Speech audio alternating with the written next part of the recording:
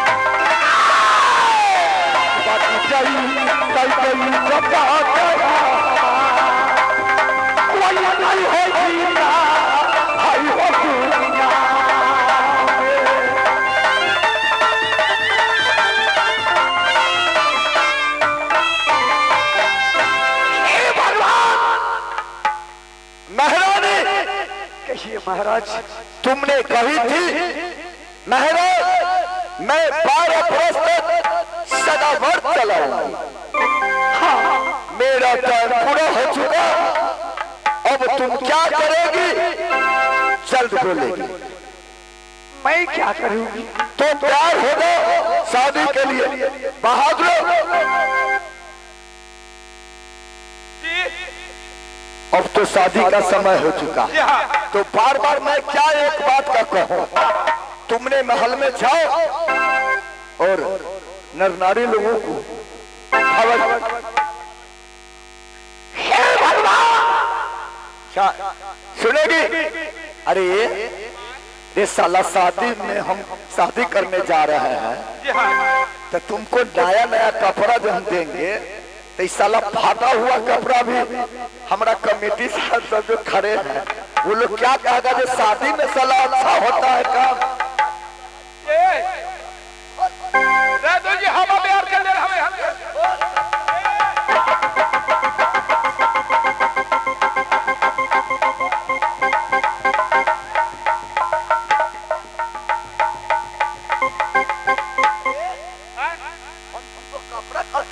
चलो चलो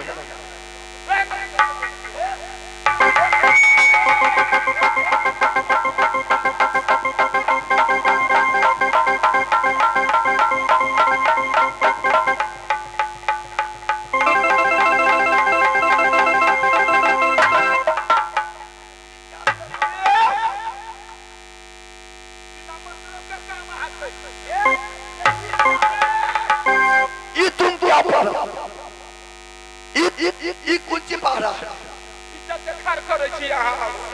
पागल हम कहे जो शादी है नया कपड़ा देंगे।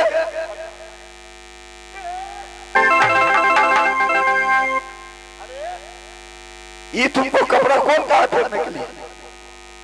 ये कपड़ा हम ठंडी के लिए अपने घरों से ले आए। क्या कहा? ठंडी के लिए हम अपने घरों से लाए।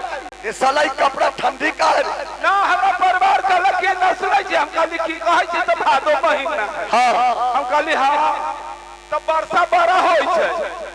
अच्छा जे वो भीज जाते त देसी हाथ जाते। अच्छा जे हमर वाला ट्राउजर ले जा पहन लेते। साला परिवार वाला ट्राउजर पहनता है। भाग जा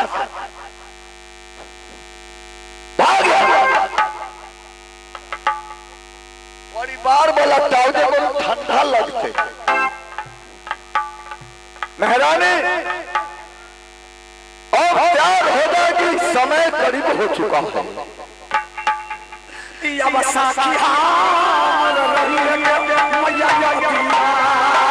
अच्छा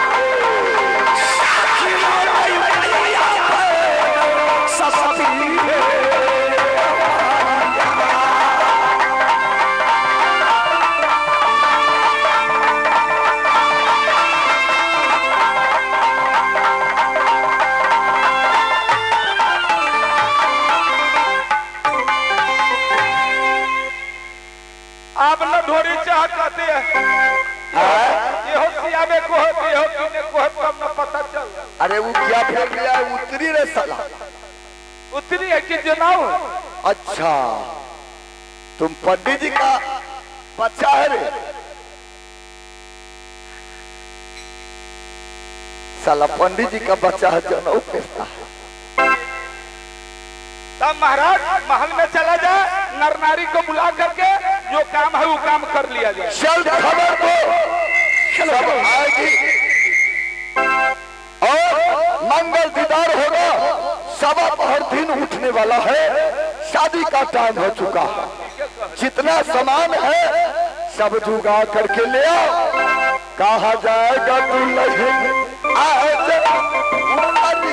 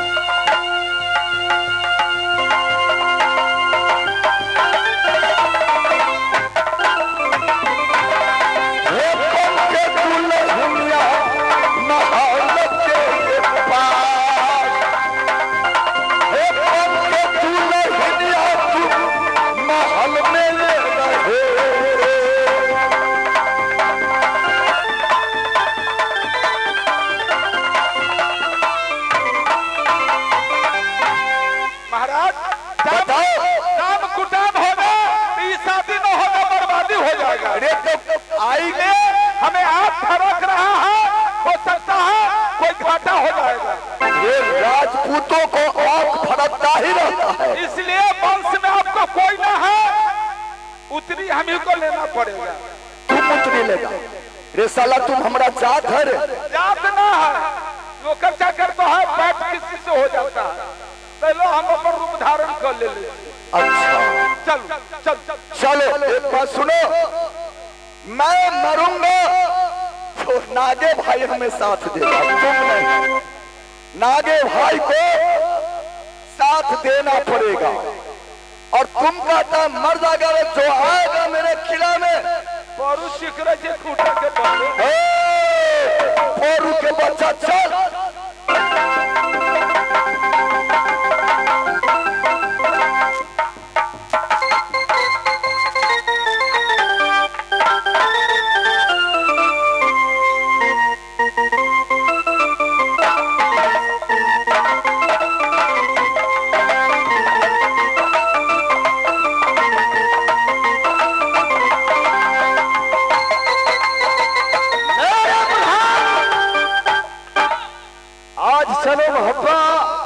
सोना से पूछता हूँ, मौरव वाली का हाथ में कंगन कैसे गया? तुम्हारे भाई छोटे का शादी कब था? चलो चलो।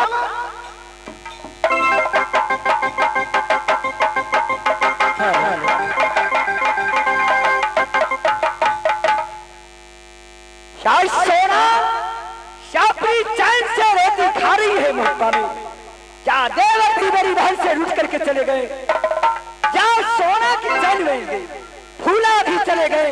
इस समय सोना अपनी महल के अंदर बैठ करके आराम से चैन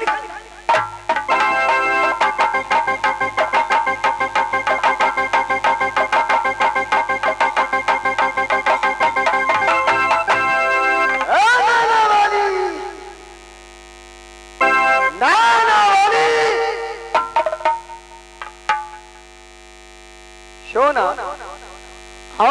एक कहना चाहता हूँ।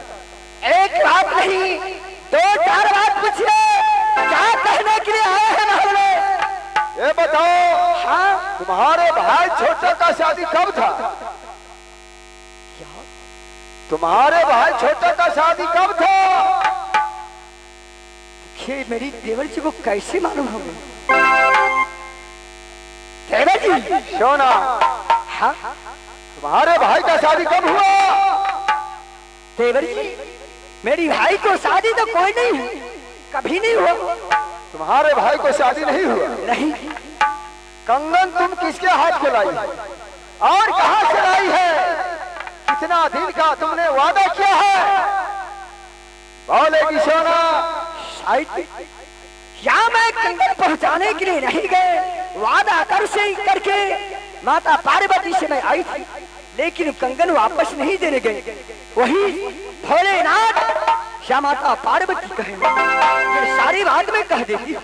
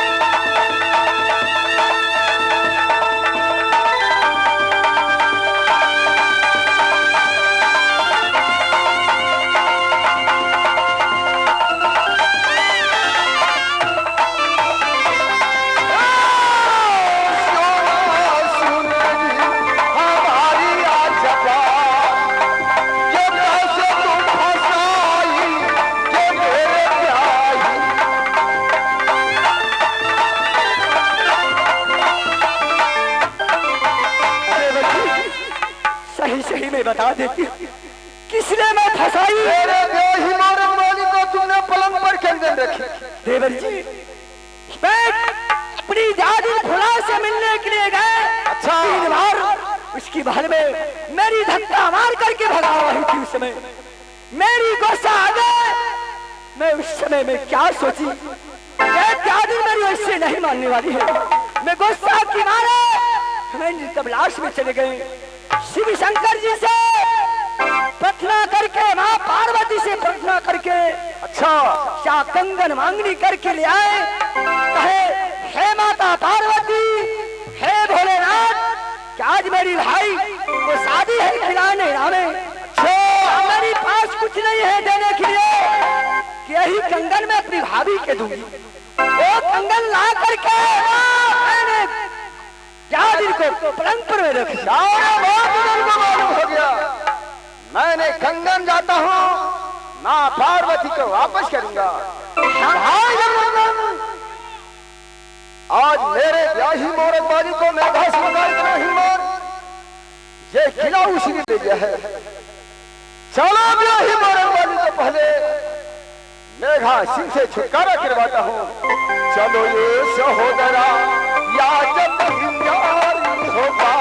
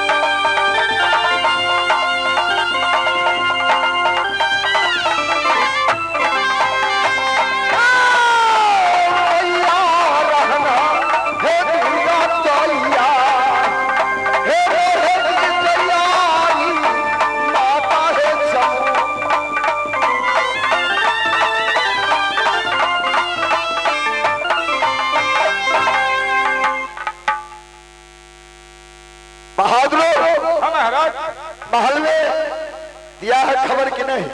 हाँ सब आ गई है। अरे किधर ने सबको किधर गई? बोलिए। आज खुशहाली वाली बात है। क्या?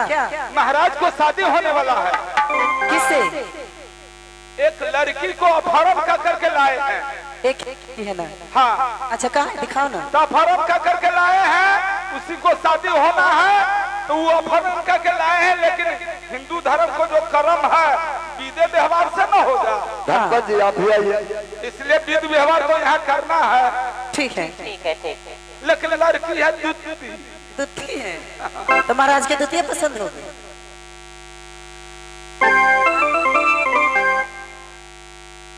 हेलो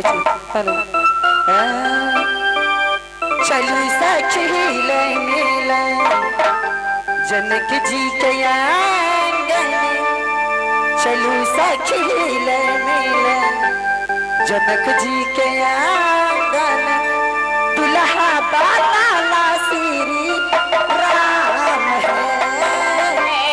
चलू सखी मिला जनक जी के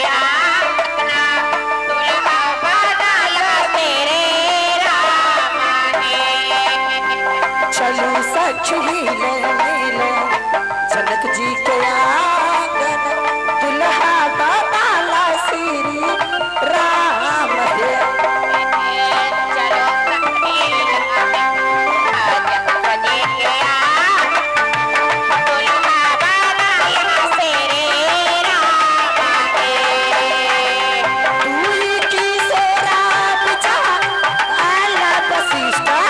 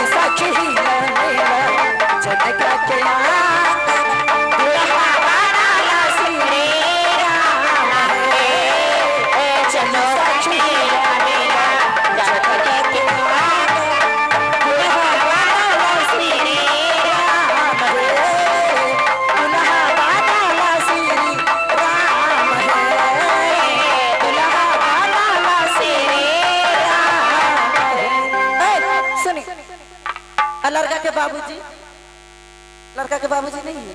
लड़का के बाबू होते तो यहाँ के छिए हजमा ना तो अथी छिए बाबा ना ना हजमे मानू भूखो खो लागल है खा के आयल छी कि ना। चिंता ना करी, यहाँ 56 व्यंजन बनल है, जूता खा सकू। कि 4 दिन से भूखल रे बरातिया गुलर तोरी तोरी खा। कि 4 दिन से भूखल रे बरातिया गुलर तोरी तोरी खा। 4 दिन से भूखल रे बरातिया गुलर तोरी तोरी खा। 4 दिन से भूखल रे बरातिया गुलर तोरी तोरी खा।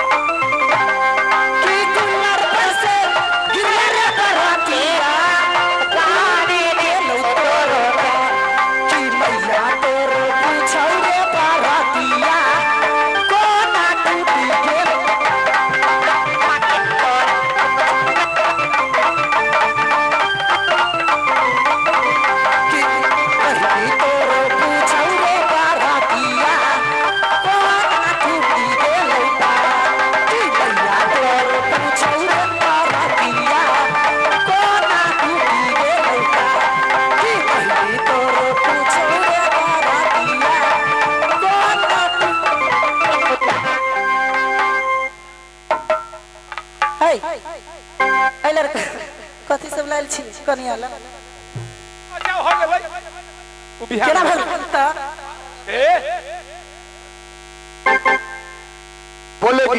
बोलेगी। हाँ। क्या लाए हैं आप लड़की के लिए? मैं लड़की के लिए क्या लाया हूँ, हाँ? और लड़का के लिए आप लोग क्या रखे हैं? कि लहारी के तीन गो पाता, लहारी के तीन गो पाता, तीनों का चाना रहे, तीनों का चाना रहे। आई दूल्हा के तीन गो बहिन, तीनों के तीनों छिना रहे, दूल्हा के तीन गो, तीनों के तीनों छिना रहे।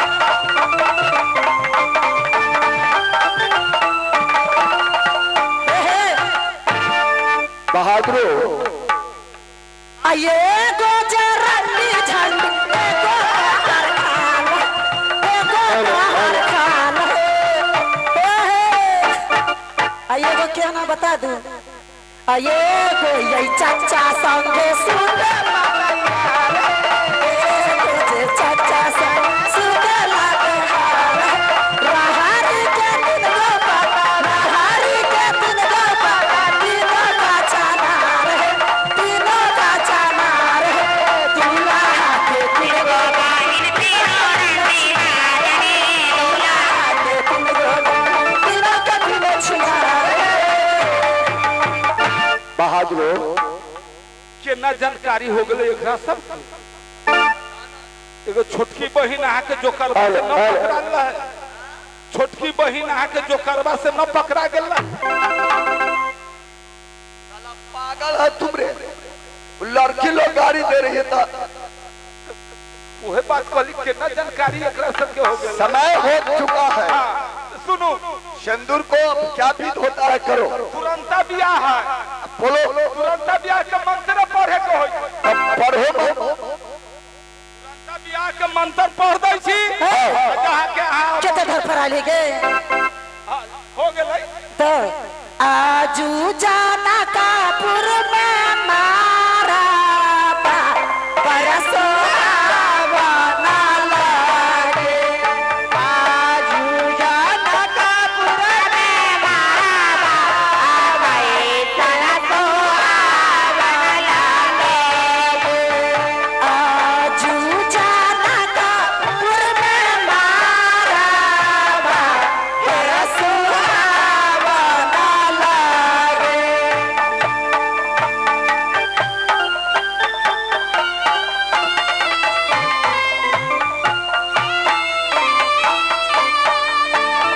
सिया जी के चढ़े लहरा दिया गे, सिया जी के चढ़े लहरा दिया सोहाबना गे, सिया जी के लागे लहरा दिया मनभा बना गे, सिया जी के चढ़े ला सिंदूराबा पर सोहाबना सिया जी के चढ़े ला सिंदूराबा पर सोहाबा। बहादुर लगन बीत जेते हैं, बड़ी हो के लगन के लिए जल्दी। अब तू लोग शांत रहेगी। हाँ भैया, हाँ भैया तो सुना ना, 12 बजे के लगन चले तो जल्दी करावा ना स्टार्ट।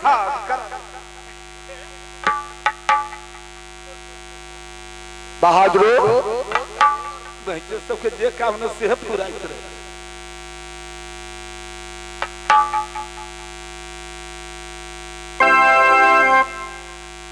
ई पहले ही तेहने हमरा किन दे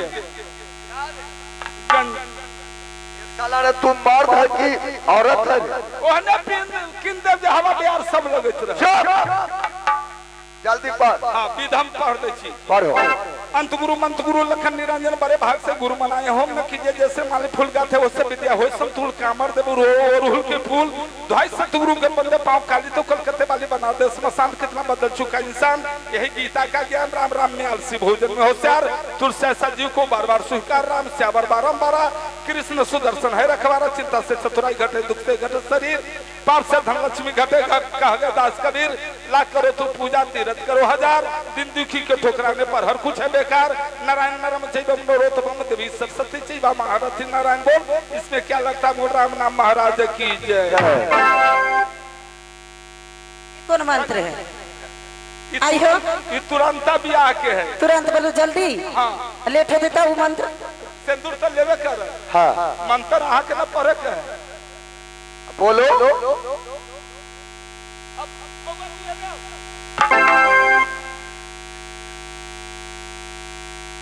हाँ तीन का तीन, तीन का तीन, तीन दूनी छो, तीन दूनी छह। लड़का मर गया। कौन पे धरे?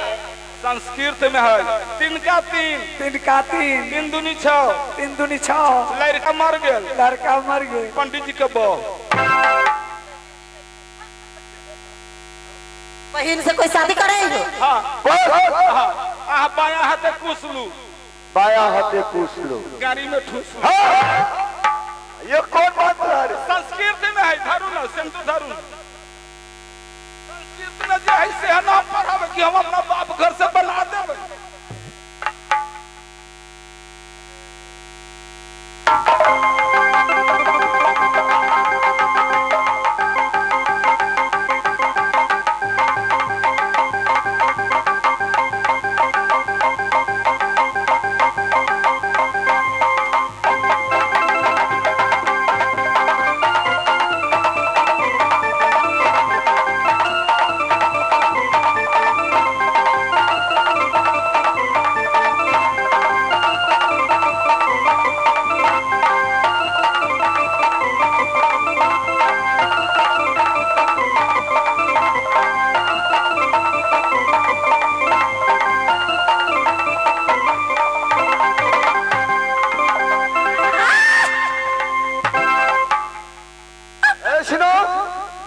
किसका शादी हो रहा था?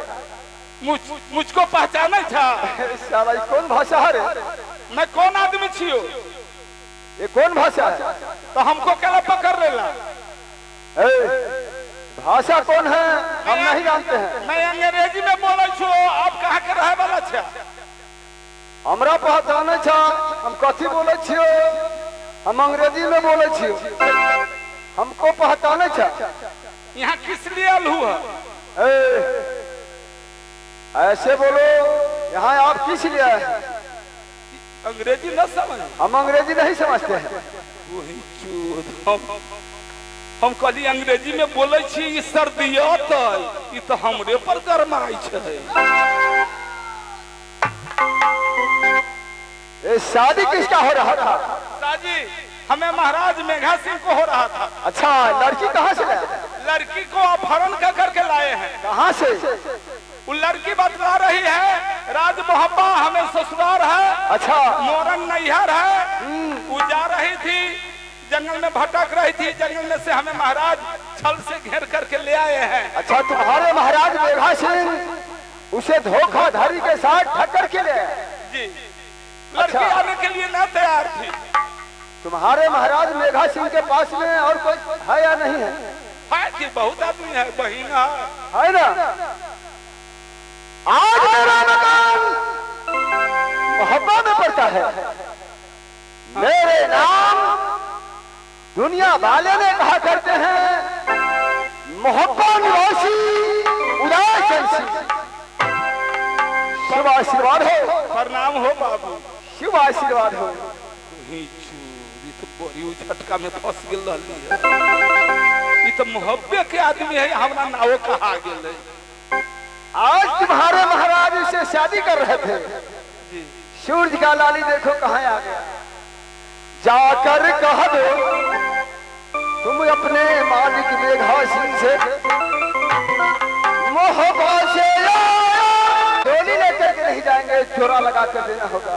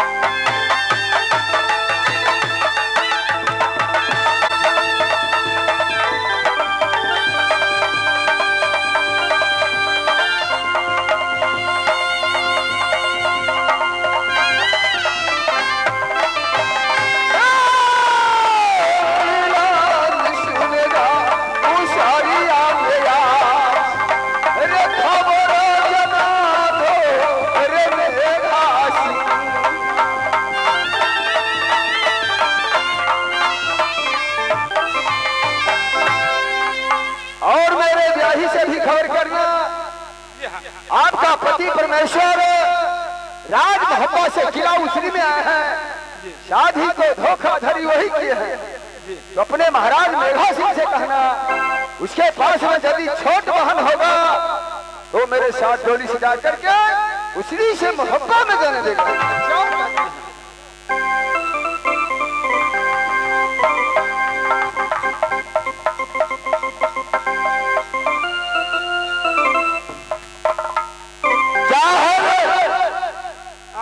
क्या है? सुथनी है। आप पकड़ा गए मुतौर फुलाता तब न पता चलता। क्या कहा है जरा सुनाओ तो। वही आदमी जो संग्राम किया है वो कहता है राज मोहब्बत मेरा मकान है, उदयचंद मेरा नाम है। अच्छा। और वो अपने महाराज को जाकर के कह दो जो पीठ दिखा करके भागा है मर्द के बेटा से समरभूमि में आवे। अच्छा। नहीं तो हमें डोली स्वीकार करे। अच्छा। सिंगल डोली नहीं, सुध लगा करके डोली ले। अपना बउआ जी दिया कहल तुमने जाओ और कहीं कुछ नहीं बोलो। कहाँ है उधर? बगले में है। बगले में है तो मैं उसके सामने स्वयं जा रहा हूँ। तुम सब्र करो, सीना बना रखो, डर मत करो। हम करे छी गोबरी गिरत साला पागल है रे। कौन है पागल रे? जो सब गलती करे छी कोना फंस जाय छी हम, हमरा पागल बनोगे। साथ हो जाओ, मैं जा रहा हूं उसके सामने और तुम पीछे से चलो। चलेगा ना पीछे से? पीछे से और वो दो आदमी है। अच्छा। पाछे से रहवा तभी बिन के कहीं मारो तो हमरे न देख तो हम भी रहेंगे ना। चलो चलो।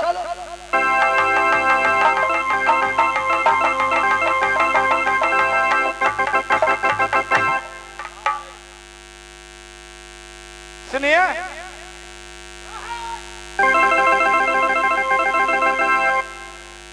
दूसरे राज्य में आए हैं। अच्छा। उतना तान खींच के न बतियाइए। सुनो, बराती बाहर के रहता है। हमारा तो कारोबार यही है। बराती बाहर के रहता है कि धरनी गाँव के है। अच्छा। घर के थुरा जाए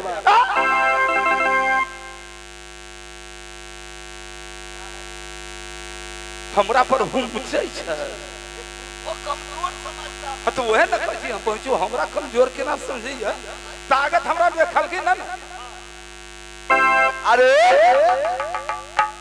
तुम सोता है घर में? साला दे हाथी संकार और कहता है घर में सोते हैं।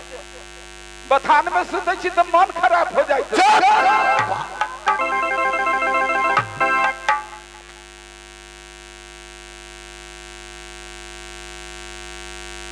क्या हुआ रे? चित्ते गिरा है ना हाथ पटकल के तो हमरा फौसा दिल के। ये साला तुम इतना खाया पिया, तुमको देह में इतना मोटा चेहरा है, ताकत नहीं है रे? ताकत है, मुर्गा खाए लगली तहिया से पहुंचो देह फूले लगली, ताकत घटे लगली। इससे अच्छा तो आलू है। मछली खाइत रहली तहिया से ठीक रहली। शायद हो जाओ तो बात करता हूँ।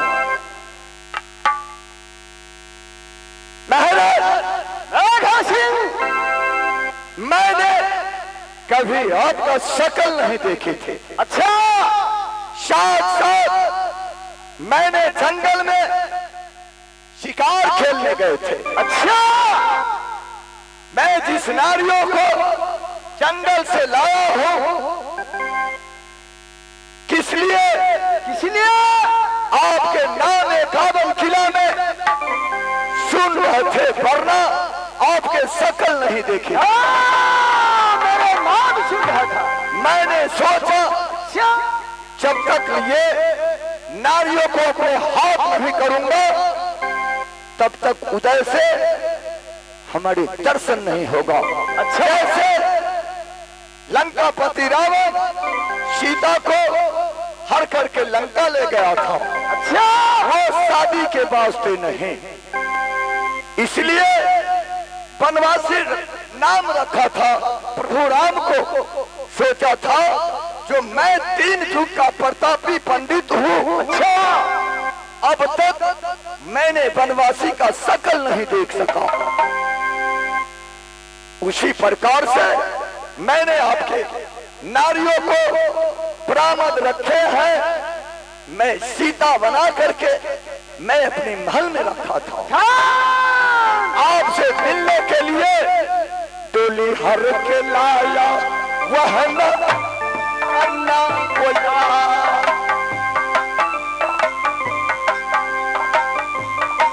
डोली हर के लाया वह सुंदर।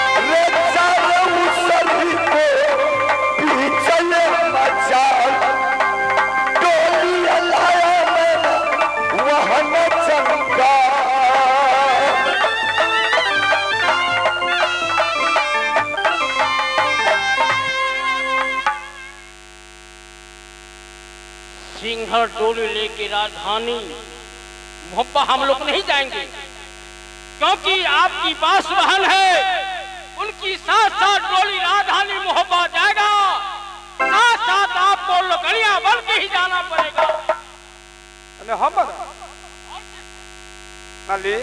क्या है ये सब संग्राम करने के भ्यूज में आया है।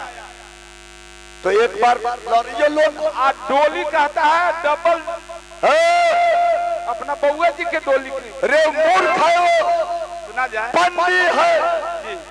बउआ जी के तो कहीं शादी करबे न करबे। रे शादी करेंगे तो मैंने किसी दरवाजे पर इज्जत से 4 चक्का से जाएंगे। कोनो आदमी से न करबे। ये तब आदमी को शादी आदमी से नहीं होता है, जानवर से होता है। हाथी घोड़ा से तो न करे। पागल है तुम। कहता है जो डोली स्वीकार करने के लिए डबल डोली देने के लिए मैं उसे डोली दे रहा हूँ। हमरा लोकनी में तो हम पूछ ले छिए। पूछ लो क्या बात है। अगर महाराज डोली देंगे तो लोकनी में हमको ले जाइए। जोरा डोली यहाँ से मिलेगा, तुमको लोकनी में ले चलेंगे मोहब्बा। लोकनी में ले जाओ, आके बहन से हम रंग रंग खेल। तुम अपना बहन को डोली के साथ आएगा तो वहाँ रंग रबीर यहाँ खेल लो। करियकवा रंग हमारा धरवा दे। करियकवा रंग धरवा दे। हम लड़की के बोलबे छी। ठीक है, लड़की को बुलाओ।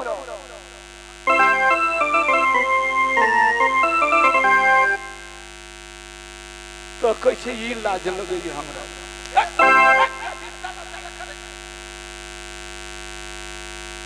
रे मैंने जिसे लाया उसको तो डोली वापस दे रहा हूँ।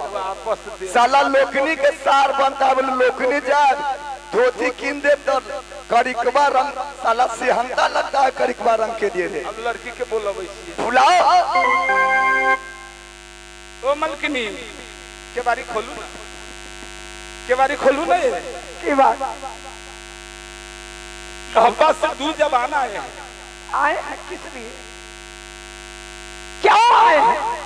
मोहब्बत से आए हैं। आपको बारे में वो बोल रहे हैं जो वो हमें पत्नी है, हमें महाराज से संग्राम किए हैं। नाम क्या कहे? नाम उदय चंद बोला है। और कौन है? एगो चंदन वाले है उदय नंदन बोले हैं। अच्छा, तो वो कहे हैं जाओ लड़की सुरक्षित है, हम कल एकदम अलामत है।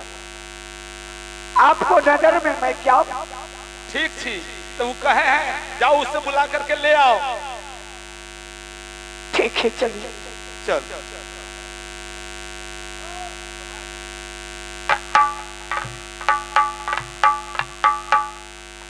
यही है। भाई जगनंदन, मेरे प्रधान तेरा सर है तोरा देखते वो लड़की काने लगले, इसलिए वो रोती है। मेरे साथ कोई कारण गुजरा है महब्बा। अच्छा मैं धोखा से उनको राज मोहब्बा बहुत दुर्दशा किया। थोड़ा देर के लिए तुम शायद हो जाओ। वही जो मर्दाबा सब मर्दाबा दिया कह जी, वही जो मर्दाबा सब खचरे हो। क्या मर्द को गाली लगाए? भाई जगनंदन, तुम जाकर कहो भाभी मोरंग वाली राज मोहब्बा जोड़ी उदय चंद सिंह अपना से गलती नहीं किए। तुमको ये दासा राज मोहब्बा ये कहानी करवाई और सोना करवाई। सोना के उदल अपने हाथ से आज मोहब्बा में जितना दासा तुमको कराई उतना दासा सोना को मेरे दोस्त करके आए हैं। राज मोहब्बा चलेंगे। यहाँ से जाने के बाद ना सोना का रूप फूला देखेगी, ना फूला का सूरज सोना देखेगी। जाकर मना लो मेरे प्याही के भैया, मैं मनाऊंगा। रे याद भाइयों के माली मेरे प्याही।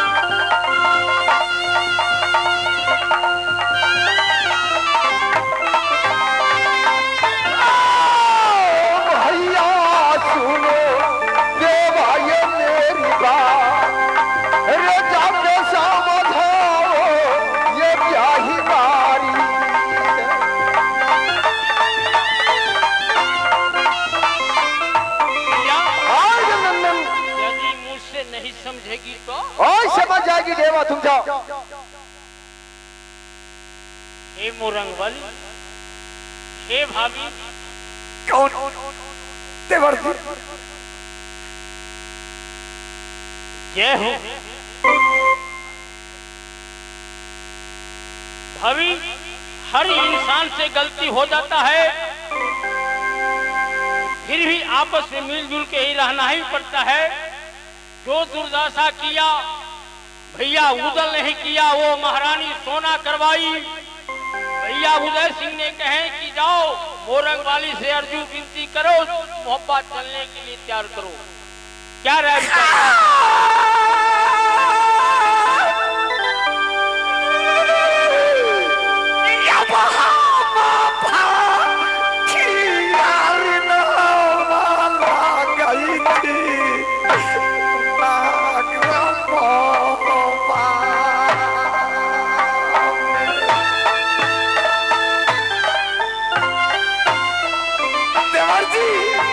अभी मैं तो भाटियारी हूँ।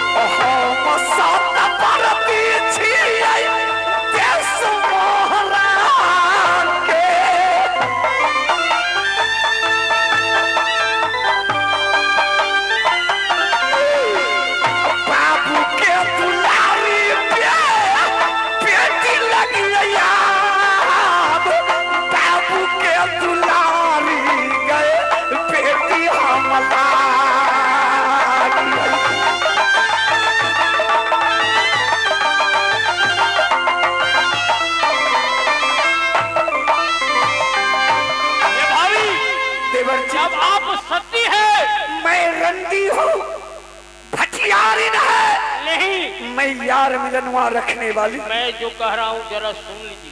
आप सती नारी है ना? हाँ। तो सती नारी अपने पति के कभी अवहेलना नहीं करती है। पति की बात को मान लेना चाहिए, आपको चलना चाहिए राजधानी मोहब्बा। ऐसे नहीं जाऊंगी। कैसे जाएगी? यहाँ से जाने की बात नगर मोहब्बा बंटवारा हो जाना चाहिए। एक ही आंगन से दो आंगन होना चाहिए। और सौतीन सोना का चेहरा मैं नहीं देखूं और सौतीन चेन सोना मुझे चेहरा नहीं दे सकती। यही प्रश्न है। हाँ। भैया उदय सिंह, मिलन मलकिनी, मिलन जब आपको पति आ गए हैं, पति बहुत औरत होती है, पति को वचन मानती है, उन्हें स्वर्ग में वास होता है। वचन काटती है, उन्हें नरक में वास होता है। भला हो बुरा हो चाहे कुछ भी हो, पति हमारे लिए परमेश्वर देवता हो। आप देवता मानते हैं तो आपको स्वर्ग में वास होगा। मलकिनी, मिलन जी, देहात में एक आध गो औरत को देखते हैं जो पति को बरबखत कर रौनक बेटा पदना के पोता कह करके पुकारती है, उनको तो बैकुंठ में वास होगा। मिलन जी, आपको विश्वास है क्या मैं यार भतार रखने वाली? ना, हे भगवान, आहा यहन गाय संत आदमी सबको मिले के चाहिए। मिलन जी, जी ठीक है मैं चलूंगी, जाने के लिए मैं तैयार है, जी, लेकिन मोहब्बा एक आंगन से दो आंगन होना चाहिए। कह रहे थे वो आपको जो पति लगेंगे वो बोल रहे थे। क्या बोलते थे? कहे हम दूसरे के बहकाव में आ करके ऐसे ऐसे उनको दशा किए हैं, अब से चलेगी, उसको चेहरा वो न देखेगी, इसको चेहरा वो न देखेगी। ठीक है, चलने के लिए मैं तैयार हूँ। क्या बात है मिलन? मन होकर दुखाल है। अच्छा, सहूलियत देना आप ही को काम है, जाकर के प्रणाम कीजिए। ये उदल का ब्याही है, आधायन की मालिक है, जो मैं कहूंगा मोरंग मालिक। अब हमारा काम खत्म है। मोरंग वाली कहेगी मैं पूरा करूंगा। मोरंग वाली शिवाशीर्वाद हो सुंदरी, जान प्यारी। स्वामी सब मैं अपने हाथ से तुमको दासा नहीं किया, सोना धोखाधड़ी देकर ये उदल को हाथ से दासा करवाई। जब उदल को मालूम हुआ जितना दासा मैं तुमको क्या मोहब्बत, फिर जंगल से वापस जाकर मोहब्बत सोना को दासा किया। आज चलो यार धांगनी किला मोहब्बत।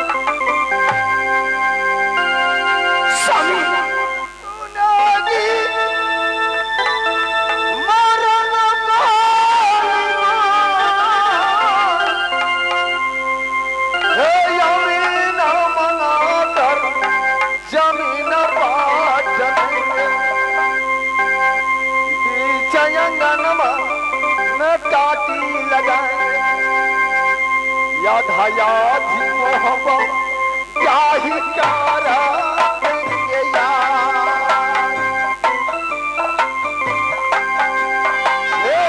याद हयात मोहब्बत उदल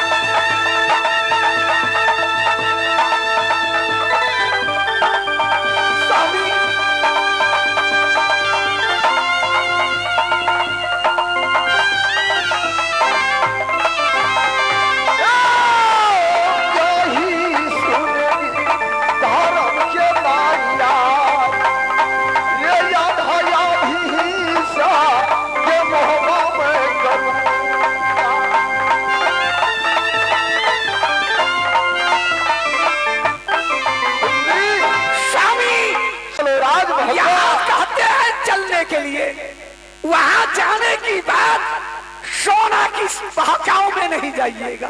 मोरंग वाली, मैं तुम्हारे साथ वादा करता हूँ, राज मोहब्बा चल के अमीन मंगाकर जमीन बांट दूंगा, बीच आंगनों में टटी घेर दूंगा, आधा हिस्सा में सोना रहेगी, आधा हिस्सा में ये उदल मोरंग वाली रहेगी। हे स्वामी, तब मैं चलने के लिए तैयार हूँ। साथी, दोस्तों में माता बहनों, फिर आज इस स्टेज पर जो खेल नहीं हुआ होगा, आधा उदल में 51 किला कवराई है, 52 में मोहब्बत तैयार है, आज वही होगा। जय जय रघुपति राघव राजा राम।